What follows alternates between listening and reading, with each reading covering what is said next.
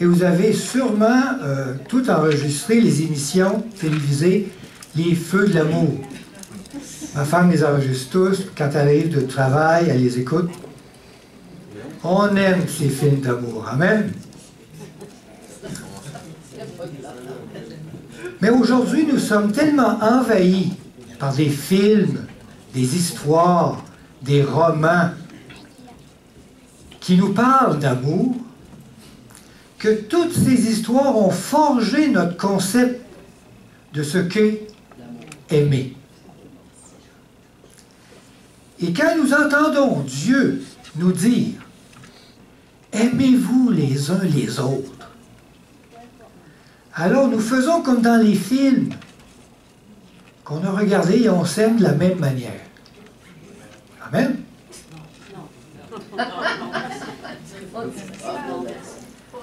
Mais il y a un détail qu'on oublie dans les Saintes Écritures, et ça, on va le relire. Donc, on va lire dans les Saintes Écritures, Jean 15, 12. Jésus, il dit, « C'est ici mon commandement, aimez-vous les uns les autres. » Mais il continue en disant, « Comme je vous ai aimé. » Ah, ça c'est un peu différent. Croyez-vous que Jésus nous a aimés passionnément, comme Roméo et Juliette passionnément s'aimaient? Ce n'est pas le même type d'amour, n'est-ce pas? Aujourd'hui, on va essayer de comprendre mieux ce que Jésus voulait dire quand il disait « Comme je vous ai aimé ».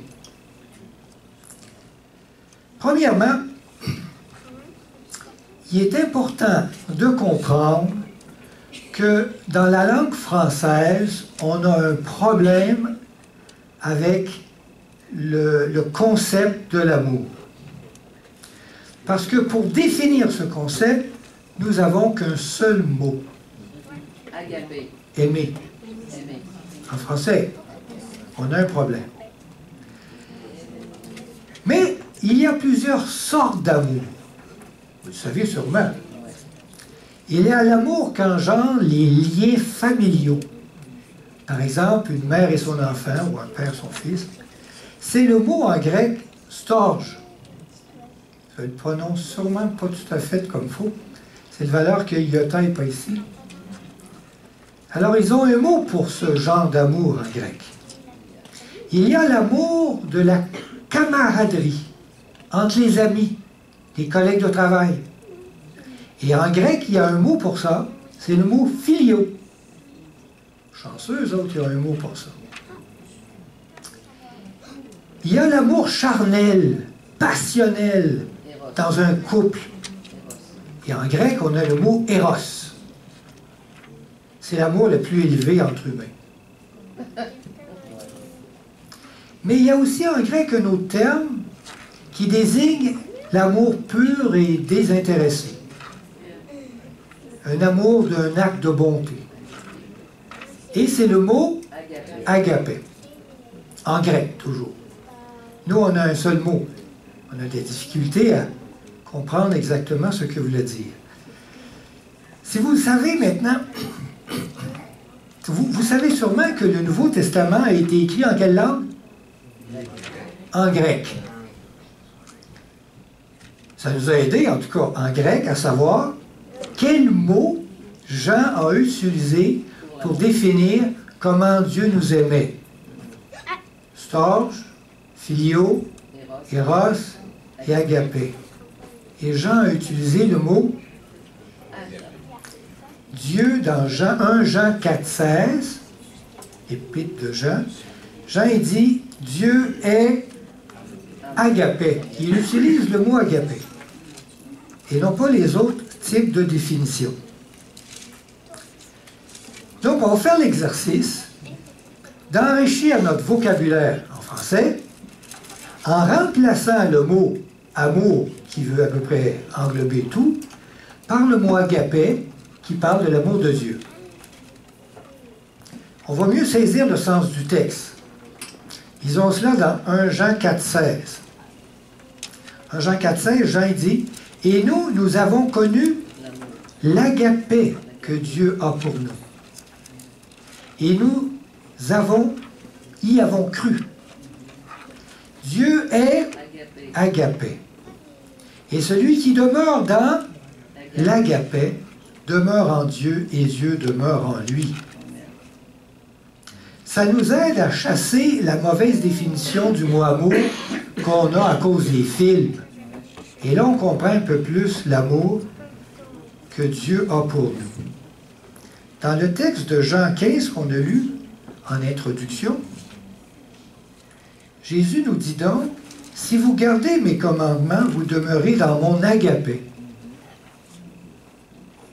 De même que j'ai gardé les commandements de mon Père, et que je demeure dans son agapé. Je vous ai dit ces choses afin que ma joie soit en vous et que votre joie soit parfaite. C'est ici mon commandement. Agapez-vous les uns les autres, comme je vous ai agapé. » Là, on comprend mieux, n'est-ce pas? Qu'il y a quelque chose de différent. Et il n'y a pas de plus grands agapés que de donner sa vie pour ceux que l'on aime. Mais quelle différence qu'il y a entre agapé et l'amour humain? Aimez-vous les uns les autres. Comment faire ça? Dans notre concept humain de l'amour, ce sentiment est produit par un état de bien-être. On aime un beau lever de soleil. On aime le parfum d'une rose. On aime la caresse d'un rayon de soleil ou la brise fraîche et douce. On aime un délicieux morceau de chocolat. On aime un oiseau mélodieux qui chante le matin. On entend son chant. On aime avoir une délicate attention. Le matin, on se lève. Notre compagnon, notre compagne a fait notre déjeuner. A réchauffé la voiture, a déblayé. On aime d'avoir des attentions particulières. On aime être en bonne compagnie d'une agréable personne, n'est-ce pas? Parce que ça nous fait plaisir. Nous aimons tout ce qui nous est agréable. C'est ce type d'amour qui est l'amour humain.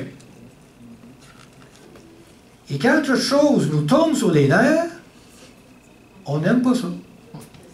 Hein? C'est tout à fait normal. Mais le type d'amour humain est un type d'amour très égocentrique. On aime ça parce que ça me fait du bien. J'avais Naomi, vous connaissez Naomi? Elle est venue plusieurs fois ici. Elle me disait toujours, c'est quoi ta couleur préférée? Je ne sais pas pourquoi elle me disait toujours ça. Je disais, c'est le bleu, j'aime le bleu. Ah, elle disait, moi c'est le rouge. Alors, elle, ça lui faisait plaisir, cette couleur-là. Le type d'amour qui nous fait du bien, ça c'est le type d'amour humain. Mais ce type d'amour fait opposition à l'agapé. Car l'agapé est dépourvu totalement d'égocentrisme. L'amour agapé ne cherche pas à satisfaire sa propre personne, mais il cherche à satisfaire le besoin de l'autre. L'amour agapé est prêt même à souffrir pour apaiser les souffrances d'un indigent. L'amour agapé va même jusqu'à prendre soin de son propre ennemi. L'amour agapé est un principe d'action et non un sentiment.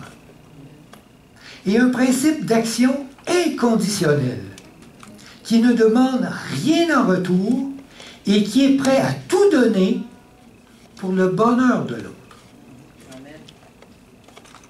L'amour agapé ne diminue pas d'intensité lorsque l'objet visé vous méprise, vous rejette ou même vous détruit. L'amour agapé est capable d'aimer sans borne celui qui est détestable. Il n'y a aucune variation dans l'agapé pour le plus gentil ou pour le plus méchant des hommes. Dieu aime autant et pareillement l'un que l'autre. On va lire un texte. Dans Matthieu 5, 45. C'est Jésus qui dit. Jésus dit, moi, je vous dis, aimez vos ennemis. Bénissez ceux qui vous maudissent. Faites du bien à ceux qui vous haïssent.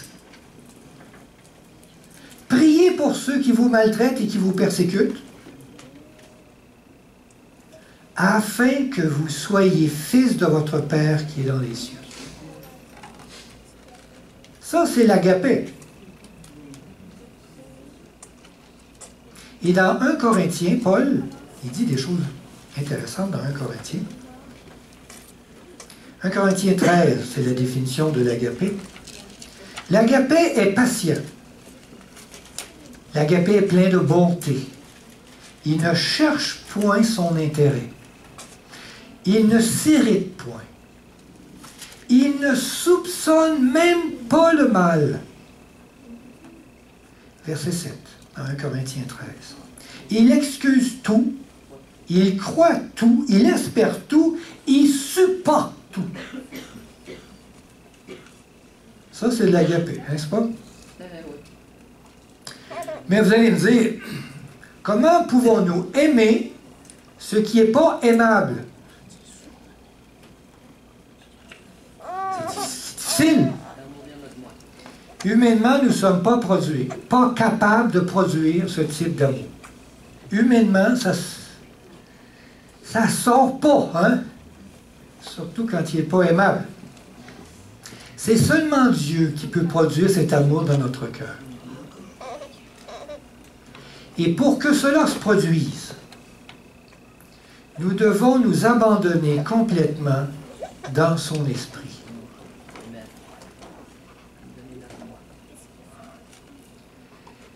Laissez-moi vous raconter une histoire. Il y avait un chef de famille qui était aussi chef de la mafia. Et il avait une fille unique, qu'il aimait beaucoup et qui la protégeait de façon assez exceptionnelle. Il aimait tendrement sa fille. Tellement que tous les prétendants avaient peur de courtiser la fille du boss, craignant les représailles de son père. Ce père était prêt à tout donner pour sa fille.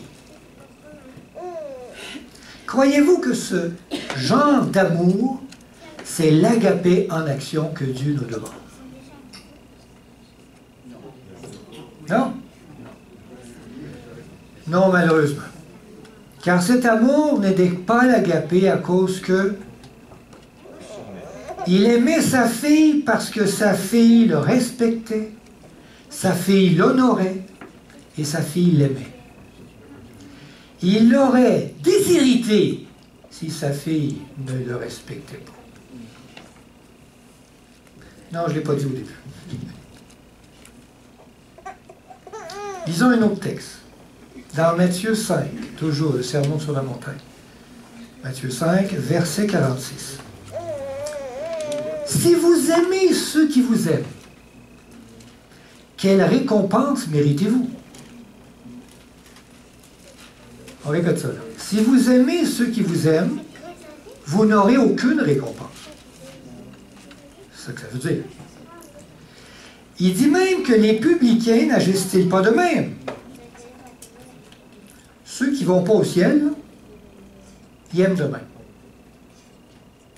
Verset 45. Et si vous saluez seulement vos frères, que faites-vous d'extraordinaire? Les païens n'agissent-ils pas de même? Si vous vous aimez les uns les autres de façon humaine, cela ne vous qualifie pas pour le ciel. Car ceux qui rejettent Dieu aiment de cette manière. Si vous savez aimer tous ceux qui vous sont chers, mais que vous n'avez pas l'amour agapé, alors vous n'aurez aucune part au paradis futur. L'amour humain égocentrique ne sert à rien. Cet amour combat même contre Dieu. Cet amour est un produit de Satan.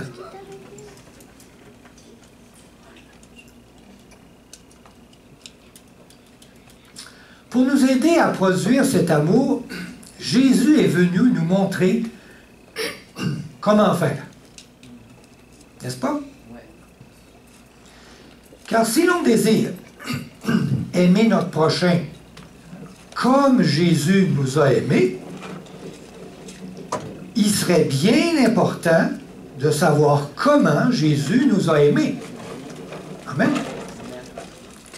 Pour nous aider, on va lire un texte dans l'Épître de Philippiens.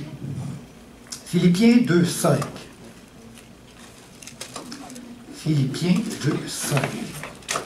Paul dit, « Ayez en vous les sentiments qui étaient en Jésus-Christ, lequel, existant en forme de Dieu, n'a pas regardé comme une proie à arracher d'être égal avec Dieu, mais s'est dépouillé lui-même, en prenant une forme de serviteur, en devenant semblable aux hommes, et en ayant paru comme un simple homme. » Verset 8. « Il s'est humilié lui-même, se rendant obéissant jusqu'à la mort. » Même jusqu'à la mort de la croix.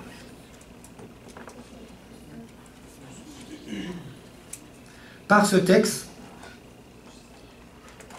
nous comprenons que Jésus a tout abandonné pour devenir comme l'un de nous. Il a accepté de se départir de tous ses attributs divins, de se départir de sa position royale céleste. Il s'est vidé lui-même de tout ce qui lui était cher. Il a tout donné. Il a même donné sa vie. Il a accepté de s'humilier. Il a même vécu l'humiliation suprême de la croix. Donc, par son exemple, Jésus nous montre que l'agapé peut faire pour nous, qui sommes les plus misérables de l'univers, n'est-ce pas? Les humains qui ont rejeté leur Dieu. Et en voyant Jésus, on voit ce que Dieu peut faire même avec des personnes comme nous. Et par son exemple, Jésus nous montre ainsi ce que nous pouvons faire pour les gens méprisables qui sont autour de nous. Amen. Jésus nous montre le chemin que l'on doit prendre si nous désirons le suivre dans l'agapé. Après avoir démontré ce qu'est l'agapé, Jésus nous demande de nous aimer les uns les autres comme il nous a aimés. Alors, on sait quoi faire? Croyez-vous que c'est important d'avoir la foi, Ben oui. Ben oui. même primordiale, si on veut aller au ciel? Ben oui. C'est sûr. Et je sais que le chrétien est une personne dont l'espoir est le sentiment qui l'anime le plus grand. N'est-ce pas? Ouais. Mais avez-vous l'agapé? C'est sûrement plus difficile. Mais c'est ce qu'il y a de plus important. Plus que la foi, plus que l'espoir. Lisons cela dans 1 Corinthiens 13. On vit avec Paul avec 1 Corinthiens 13. Il dit, maintenant, donc, ces trois choses demeurent. La foi, l'espérance et l'agapé. Mais la plus grande de ces choses, c'est l'agapé. Et dans 1 Corinthiens 13, 2, il dit, si je n'ai pas l'agapé, je ne suis à rien. Pas grand-chose, rien. Dieu nous demande d'avoir cet amour, qui est l'amour agapé, sans lequel vous ne pouvez être agréable à Dieu. Ici, il est important de comprendre que si nous ne produisons pas cet agapé, nous sommes des serviteurs inutiles, bons à être jetés dans la géhenne.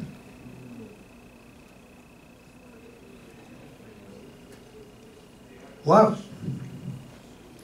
Croyez-vous que nous devons aimer Dieu plus que notre prochain? Oui. Ah ben c'est la même chose. Si t'aimes pas ton prochain, t'aimes pas Dieu. Si t'aimes pas ton prochain, t'aimes pas Dieu. Ben, je pense que oui, hein? Il faut l'adorer, Dieu. Il faut aimer notre prochain comme Jésus nous a aimés. Il faut aimer Dieu plus. Alors, combien d'avantages nous devons aimer Dieu si on doit aimer notre prochain comme Jésus nous a aimés? Avez-vous de l'adoration du type ultra agapé pour notre Seigneur, notre Dieu? Lisons un texte en Matthieu 22. Matthieu 22, 35.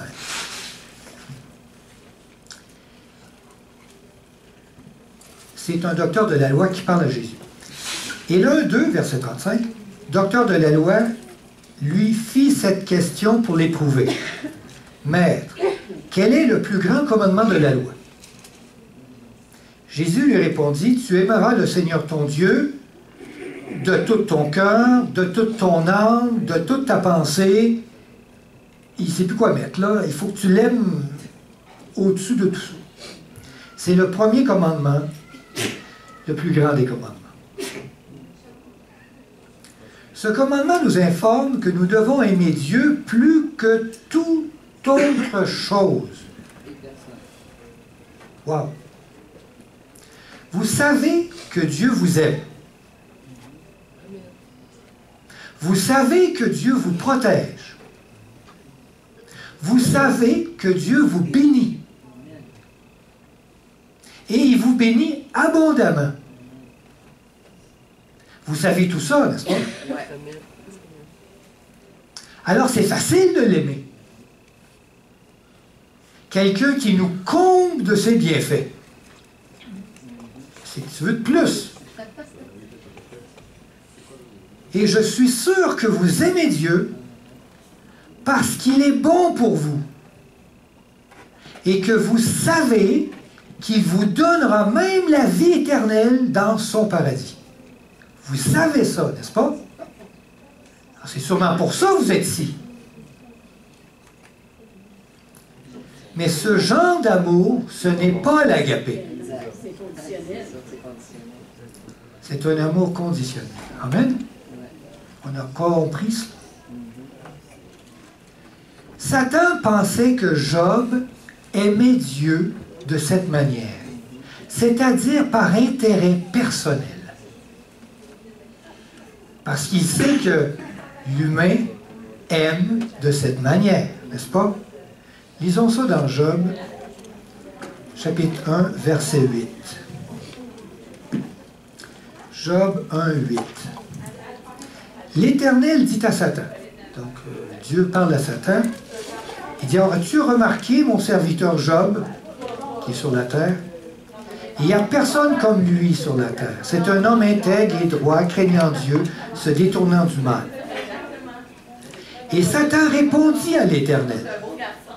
Est-ce d'une manière désintéressée que Job craint Dieu?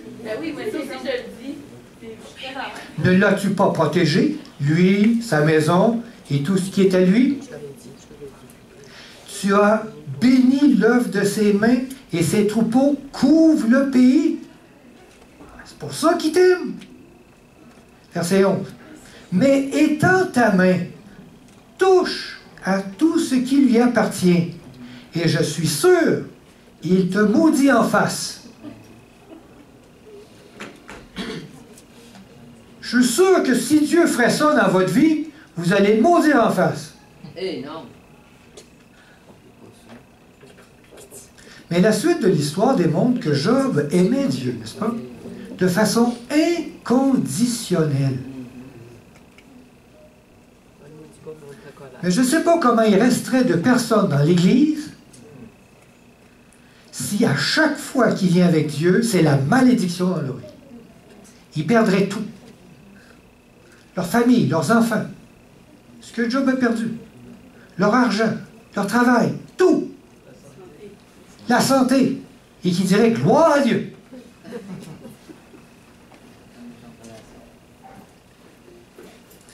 Aimez-vous Dieu sans condition, plus que toute autre chose, même si vous perdiez tout ce que vous avez. Le suivriez-vous sans rien attendre en retour, sans même l'espoir de la vie éternelle?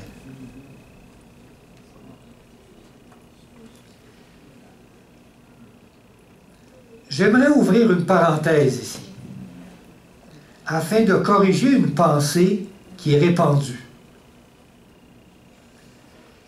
Croyez-vous qu'il est important de s'aimer soi-même pour pouvoir mieux aimer les autres? Tu sais, on dit souvent ça. Dans Matthieu 22, 38, là, Jésus disait, c'est le premier, le plus grand commandement, et voici le second, qui lui est semblable. Tu aimeras ton prochain comme toi-même. Il n'a pas dit comme lui, là. Comme toi-même. Certaines personnes nous font à croire que Dieu nous demande de nous aimer nous-mêmes afin de pouvoir mieux aimer notre prochain. Cette pensée est un piège de Satan. Et beaucoup se font prendre. Car l'amour de soi fait obstacle à l'amour agapé. À travers les Saintes Écritures, Dieu nous enseigne que plus vous allez connaître l'amour agapé de Dieu, plus vous allez connaître votre état misérable, lamentable et détestable que vous êtes, et quand vous allez reconnaître que vous ne valez rien dans l'agapé, et même moins que rien, alors vous n'aurez plus de peine à vous abandonner à Dieu. C'est au moment que vous prenez conscience que vous êtes un déchet du péché, que vous pouvez plus facilement vous abandonner à la volonté de Dieu. Et à ce moment, Dieu, en vous, va créer cet amour inconditionnel que vous ne pouvez pas produire de vous-même. Quand Dieu nous demande d'aimer notre prochain comme soi-même, il nous dit de faire mourir cet amour que nous avons de nous-mêmes en la redirigeant vers notre prochain. Arrête de t'aimer, aime l'autre de cette façon. Il dit, ce que vous voulez que les hommes fassent pour vous, faites-le de même pour eux. Amen. C'est ça, aimer son prochain comme soi-même. Il y en a qui croient que l'amour humain, c'est bien, et l'amour agapé, c'est mieux. Moi, je vous dis qu'il n'y a rien de bien dans l'amour humain égocentrique. Car cet amour produit l'envie, la jalousie, l'infidélité. Il est basé sur un sentiment égocentrique. J'espère que vous pouvez aujourd'hui mieux comprendre et saisir jusqu'à quel point Satan a perverti le concept juste de l'amour. Car il n'y a que Dieu qui a le vrai concept de l'amour, pas Satan. Seul Dieu est amour et peut produire cet amour que l'on appelle l'agapé. Cet ingrédient essentiel au salut. Cet ingrédient qui nous rend agréables à Dieu. Il y a un élément important que j'aimerais souligner ici. C'est que l'agapé produit de la considération pour l'objet visé. Quel que soit le mépris qu'une chose dégage, l'agapé l'ennoblit. Vous avez de la valeur, non parce que vous valez quelque chose, mais parce que Dieu vous aime d'agapé. Et quelle que soit la déchéance dans laquelle vous vous êtes tombé, l'agapé de Dieu vous relève et vous rend précieux. N'est-ce pas miraculeux? Extraordinaire ce que produit l'agapé. Amen. Je ferme la parenthèse. Pour enrichir la question que vous vous posez sûrement, comment on produit ça de l'agapé? Il faut que ça sorte, cette affaire-là, il faut que ça sorte. Alors, on va lire un texte qui va nous aider. Dans Matthieu 19, 16. Matthieu 19, 16. C'est un homme qui parle avec Jésus. Et voici un homme s'approcha et dit à Jésus, « Maître, que dois-je faire de bon pour avoir la vie éternelle? » La question. Si, comme cet homme, vous vous posez cette même question, « Maître, que dois-je faire de bon pour avoir la vie éternelle? » C'est que votre amour pour Dieu est un amour égocentrique, motivé par le gain. Cet amour est contraire à l'amour agapé.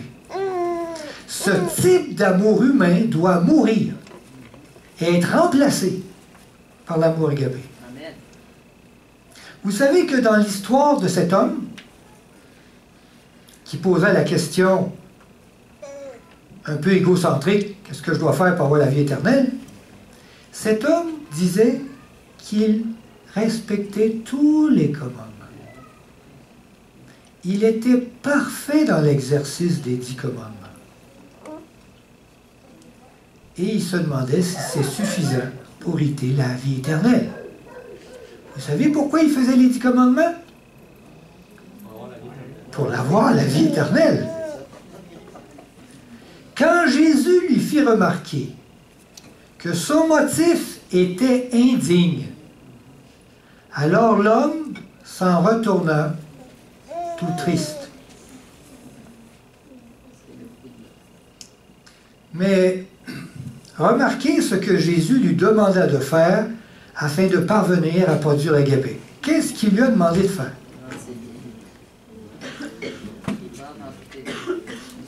19-21, un petit peu plus loin.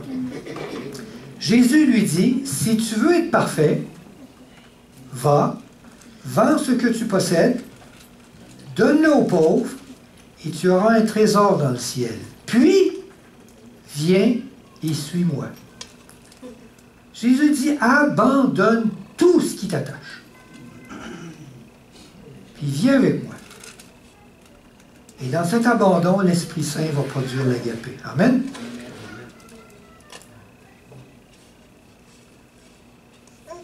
Laissez-moi vous placer dans une situation particulière. Vous êtes très malade. Vous avez consulté des spécialistes, plusieurs spécialistes. Et vous apprenez qu'il ne vous reste que quelques jours à vivre. Ils disent 1 mois au maximum. Comment allez-vous réagir? Croyez-vous que cela va changer quelque chose dans votre vie de tous les jours? Vous allez peut-être abandonner des projets pour vous consacrer dans une relation plus soutenue avec Dieu, n'est-ce pas? Je suis sûr que le matin, vous allez dire, je pense que là, je vais demander à Dieu de pardonner tous mes péchés, je sais pas, je vais me mettre à changer, il y a bien des choses que je ne ferai plus. Vous ne verrez plus la vie de la même manière, n'est-ce pas? Vos priorités sont totalement chambardées. Les petits voyages qu'on planifiait au printemps, c'est plus ça. Chaque instant que vous allez vivre sera un instant pour vous plus précieux, plus intense, plus intime avec Dieu. Amen. Plus le changement que vous allez apporter dans votre vie sera grand, plus cela démontrera jusqu'à quel point vous n'étiez pas prêt. N'est-ce pas?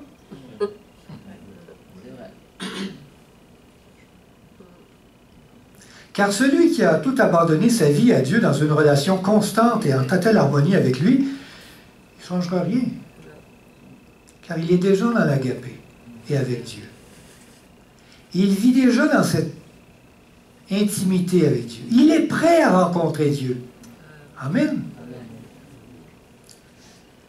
Mais c'est bien que si vous savez que vous allez, quelques jours, vous allez changer, c'est bon, tu sais. Mais la question qui importe, c'est de savoir pourquoi vous allez apporter tous ces changements dans votre vie. Pour quelle raison vous allez faire cela? Quel est votre motif profond? De quoi et pourquoi avez-vous peur? Voyant venir à son baptême beaucoup de pharisiens et de sadducéens, Jean-Baptiste leur dit, « Race de vipères, qui vous a appris à fuir la colère à venir? » Vos motifs prouveront que vous n'avez pas l'agapé. Car votre amour pour Dieu, vous allez vous apercevoir qu'il est égoïste. Et cet amour ne vaut rien.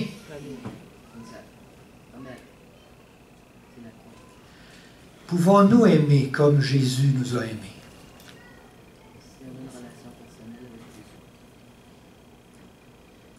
Pourtant, Paul il dit oui. Lisons dans Éphésiens 3,17. Éphésiens 3,17. Il dit que Christ habite dans vos cœurs par la foi,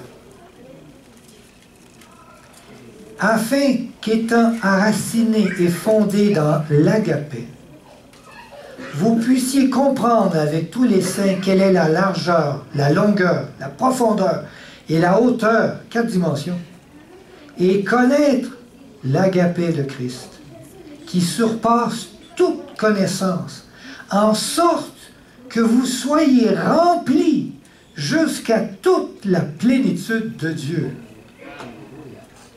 Ça, c'est de l'agapé. Dieu désire nous remplir comme lui peut l'exprimer. Amen. De cet amour agapé.